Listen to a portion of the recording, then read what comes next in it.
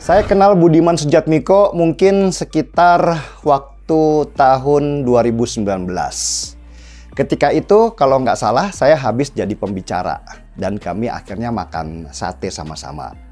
Kira-kira begitulah. Kami ngobrol ngalor ngidul cerita tentang banyak hal.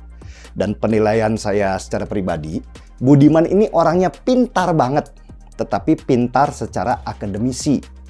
Dia kalau jadi dosen itu bagus, tapi sebagai eksekutor sepertinya kurang membumi. Mungkin kalau bicara teori dia itu jago, tapi jangan dikasih pekerjaan yang sifatnya manajerial dan membutuhkan kerja teknis yang mumpuni. Saya itu kagum sekali sama Budiman ini, sampai sekarang. Meskipun banyak yang menilai buruk ketika dia akhirnya mendukung Prabowo secara terang-terangan. Budiman Sujatmiko buat saya adalah satu dari orang yang harus dihormati kalau kita kembali menapaki sejarah dari reformasi di negeri ini. Bayangkan, sebelum tahun 1998, sebagian besar rakyat Indonesia itu takut sekali untuk ngomongin politik. Politik dulu adalah hal yang tabu karena salah bicara dipastikan akan didatangi polisi dan tentara. Ada istilah pada masa itu, dinding bisa mendengar. Yang maknanya, hati-hati kalau bicara karena banyak mata-mata di sekitar yang bisa melaporkan perkataanmu dan kamu masuk penjara. Dan cerita tentang penjara itu juga serem-serem. Dulu bahkan ada kisah dari mulut ke mulut bagaimana seramnya perilaku orang-orang yang berbeda pendapat dengan Soeharto dan keluarganya ketika dia ditahan.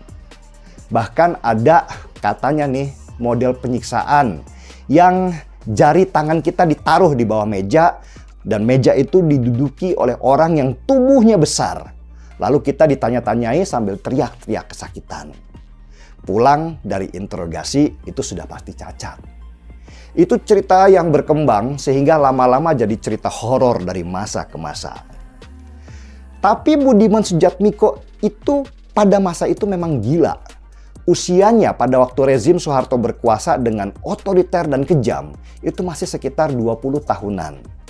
Dan di usia semuda itu dia mendirikan Partai Rakyat Demokratik atau PRD. Zaman Orde Baru mendirikan partai baru selain Golkar, PDI, dan P3 itu sungguh menyeramkan. Apalagi saat itu bahkan Golkar sangat berkuasa sehingga siapapun yang tidak memilih Golkar bisa dipastikan karirnya akan hancur. Dan partai yang didirikan oleh Budiman atau PRD bahkan dituding bagian dari PKI. Itu stigma menyeramkan di zaman Orde Baru yang pada masa itu bisa membuat orang kehilangan nyawa. Dan Budiman dengan semua kegilaannya pada masa mudanya kejar-kejaran dengan tentara, diburu di mana-mana, diteror, bahkan diancam nyawanya. Gak banyak orang yang seperti Budiman pada masa itu, karena mayoritas anak muda memilih lebih baik diam untuk mencari selamat. Dan Budiman Sujatmiko akhirnya berhasil ditangkap dan dipenjarakan. Wajahnya terpampang di mana-mana, di koran, di televisi, dengan tangan mengepal, mengajak semua anak muda untuk bangkit dan menyuarakan satu kata, lawan. Budiman adalah salah satu simbol perlawanan pada pemerintahan di masa Orde Baru. Dia mewakili pemikiran-pemikiran revolusioner pada masanya. Dia jadi idola sebagian besar anak muda pada waktu itu, termasuk saya yang benar-benar ingin perubahan besar negeri ini dalam bahasa yang lebih halus, yaitu reformasi. Dan selesai reformasi, Budiman jadi anggota DPR. Sesudah 2 periode menjadi anggota DPR, dia menghilang dan banyak bisik-bisik kalau dia itu dibuang. Budiman muncul kembali dengan ide besarnya Bukit Algoritma dengan biaya sekitar 18 triliun rupiah yang menjadi bahan ketawaan banyak orang. Menolak untuk dilupakan, Budiman keluar dengan langkah yang ekstrim, mendukung Prabowo, orang yang selama ini dia lawan. Bahasanya Budiman sih keren, persatuan. Tetapi ternyata langkah Budiman kali ini tidak mendapatkan simpati, terutama dari rekan-rekannya dulu yang bersamanya berjuang melawan keluarga Soeharto yang juga menjadi bagian daripada keluarga Prabowo. Budiman akhirnya dipecat oleh PDI Perjuangan karena langkah ekstrimnya itu.